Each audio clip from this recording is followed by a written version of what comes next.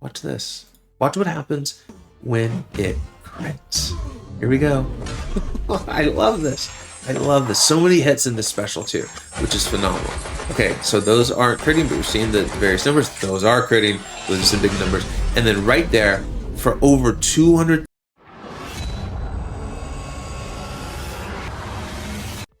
Welcome back to the channel. All right, that's right. My first ever rank 3 champion, 7-star rank 3 champion, ended up being Dani Moonstar. Now, I pulled the Mutant 2-3 gem, and I was crushed because I wanted Mystic so bad for Kushala. But you know what?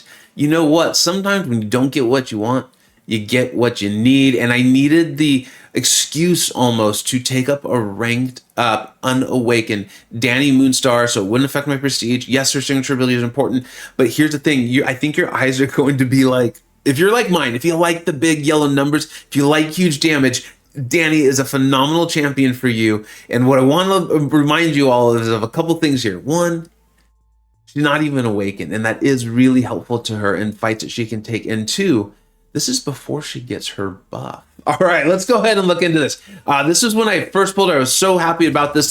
She's not ranked 3 yet, but I kind of want to show you a little bit of what I'm talking about. So we've got about a 200,000 mole man here, right? This is Battlegrounds. You got to go back many seasons. I had like just pulled her. And I honestly had very little idea what I was even doing, but what I wanted to see was, if I just go to my special 2, can I take out a 200,000 health champion? If I want to say it now in case I forget to say it at some point in this video. All of these fights are with the rank 5-star Gambit Relic. I've talked to you about the Gambit Relic at length. Ideally, you've got the 6, okay? I've done that in so many. Check out my Gambit videos. Check out my Gambit Relic video if you're wondering what the heck I'm talking about. But here's what can happen when you get those big, juicy crits, all right? We've got our illusion passives. We've got our 5 neural arrows. We've triggered the miss. Remember, this was a 200,000 health mole man.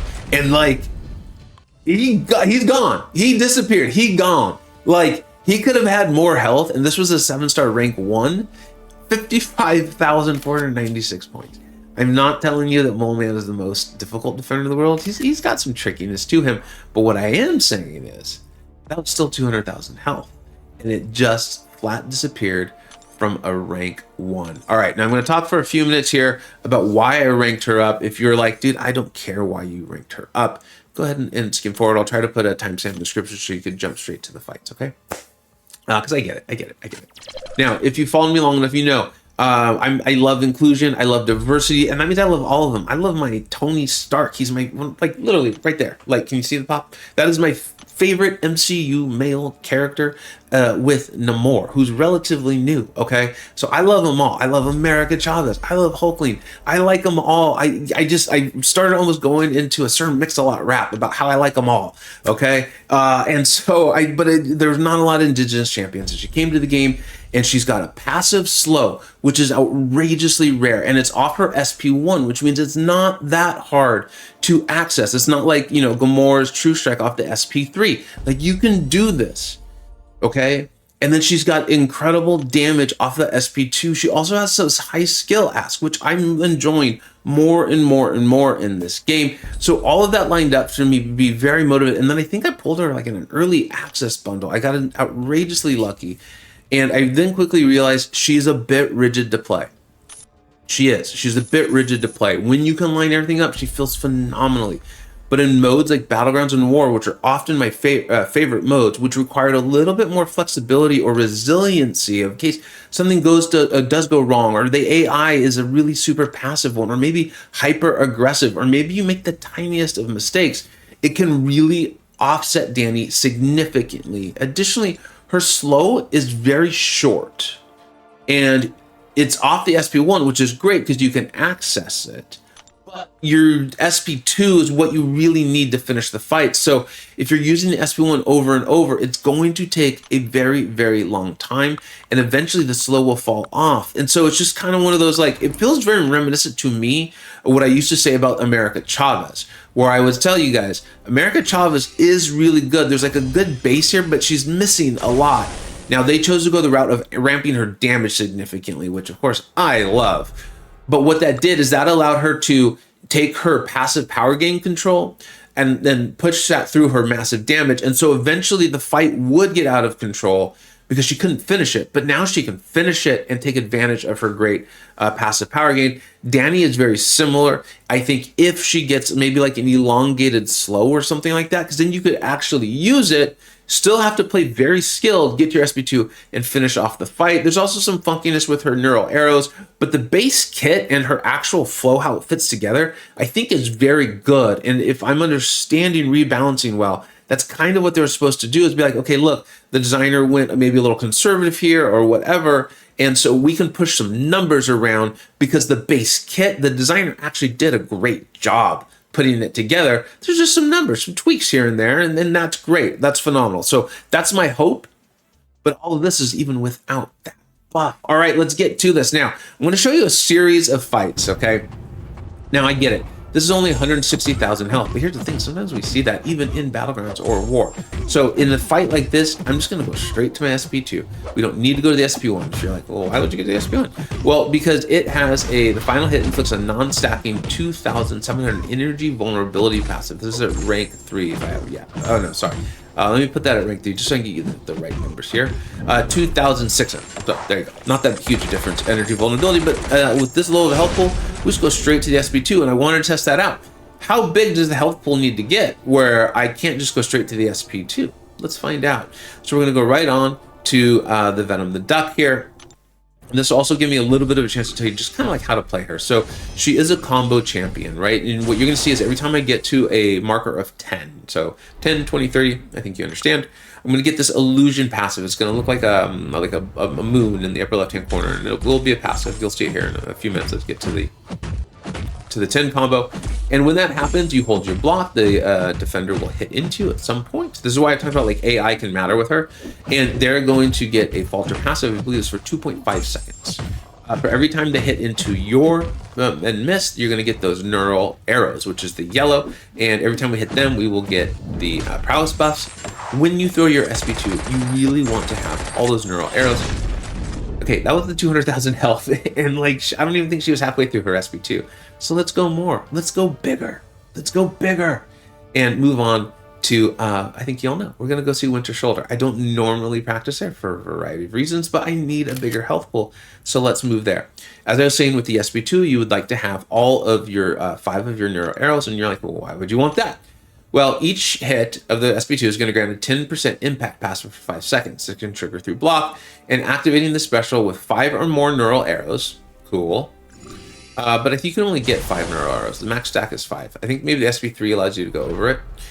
Inflicts a 70% overload passive for 25 seconds. So with the SP1 giving you the energy vulnerability, and then you add on the 70% overload passive, and then all of those prowess. That's how you get those massive, massive numbers. You do want them lined up. Bitter Steel has a phenomenal guide on Dani. I will link that in the description. So if you like come out of this, you know, you still have some questions, you can check out Bitter's guide. I know I've been watching it and listening to it, so I highly suggest it. So here we go. I've done all of this and I've thrown my SP1. You can see we've got that energy vulnerability. Now, last 30 seconds. That's not forever. And my helpful hint, let's call it, my suggestion would be to get kind of closer to your SP2 before you throw your SP1, just to make sure if you need to go sideways, you can get it off in time. But look at this. I think this Winter Soldier had like 540,000 health. And very, very quickly, we've taken them all the way down. We've taken 87%. And then these neuro shots are still actually doing damage. They kind of were finishing them off. We go and we finish this off with a combo. So what was that? I think it's about 540,000 health in about a minute. About a minute. And not all of that crit.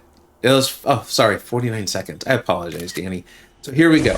Here is where this is the thing. And this is why I'm telling you, you know, perfect world, you have the 6-star Gambit relic. I think honestly you're fine with the 5. I think you're fine with the 4. You probably don't even want that. She's good without it. It's just when you really want to guarantee or get as close to guarantee as you can in this game of that SP2 critting, you want the 6-star. So here we go. You gotta see this. You have to see this. 510,000 health. Kingpin is a beefy boy. He is a defender we see in Battlegrounds, in war. He's tough. Okay, this is hard to wear. I think the passive slow and things like that would be really, really helpful. So here we go. This is also something else that like Bitter and other people have talked about too, is kind of using your combo meter smart, because you don't want to waste one of your falter passes here. So I want to make sure I don't go to 20 before I trigger it, right? Let's take advantage of it. There we go. And I just want to throw my SP1 before I get to 2 bars power, so this way I can get up that energy vulnerability. It's up, and you can see that passive slow. You see how quickly, I know 20 seconds sounds like a long time, but see how quickly it's tracking down, where in the way the game is, you're typically going to need to throw the SP1 again over and over and over, and that's not terrible, but the rest of her damage sources, in my opinion, aren't enough for a 20 second slow. That's my opinion. We'll see what they do with it. So here we go. I need to get off the SP2. Okay, that also is important. I showed it, but I didn't tell you it. She has a phenomenal synergy with Kushala that gives Dani I believe it's a 5-second combo protector anytime she gets hit for the first time. So it's not throughout the fight, but right there you saw it. If I did not have that synergy at that moment, I would have had to reset this whole fight. It is very frustrating. That's that rigidity that I talked about. It's a high skill ask, but it is frustrating for me anyway. So there we go. That synergy just saved us. We're able to back out. We're fine. I want to get to the 5 neural arrows. I'm at 5 neural arrows. I'm at 5 of my prowess. The energy vulnerability is still up. Remember, he had, what did we say, 510,000 health, and he's at 74%. That's a lot of health still left. That is a lot of health still left. Watch this. Watch what happens when it crits. Here we go. I love this. I love this. So many hits in this special too, which is phenomenal. Okay, so those aren't critting, but we're seeing the various numbers. Those are critting. Those are some big numbers. And then right there, for over 200,000, the final hit, done. Dunzos. 1 SP1, 1 SP2. There is a skill ask. You can get it done. And when you do, it just feels good and it is fun. It took 1 minute. I think we got a Battlegrounds nuke. I think we've got a War nuke. Because of the way she works, right? You throw that SP2 and you're kind of done. I'm not seeing her as like a Necropolis option or something like that, but there's a lot more to the game. Just Necropolis, as exciting as it is. And then when we're done with Necropolis, we'll move back on to our regular questing, our EQ, our War, our Alliance quest, and our Battlegrounds. I am so pumped up. And when I now have 3 Titan crystals, and I hopefully will have enough for a 4th when it changes over in December, and I will most absolutely be wanting to awaken my Dani Moonstar, and we'll talk about that when I do, or maybe I'll do a guide, I'll do an essentials video on her, and we'll go over the awakened ability, because it is really nice. And that's how you're seeing her take like Nick Fury's and Hercules's and things. And I will be wanting to awaken my Kushala. I love these 2 champions. They are phenomenal, well designed, well made. She's good now. I can't wait to see her buff, because I think she may be even more enjoyable to play. We'll find out hopefully in a couple weeks what that potentially will look like, and you can bet your bottom dollar I will be covering it on the CCP beta. Thank you so much for watching. I know a lot of you are Dani fans already. Let me know, what do you think we got right? What do you think I got wrong? What can we improve on? And if this is one of your first Dani videos, I hope we opened up your eyes on how powerful this champion is. Thank you so much for watching. Really excited about my first rank 3s. Take care.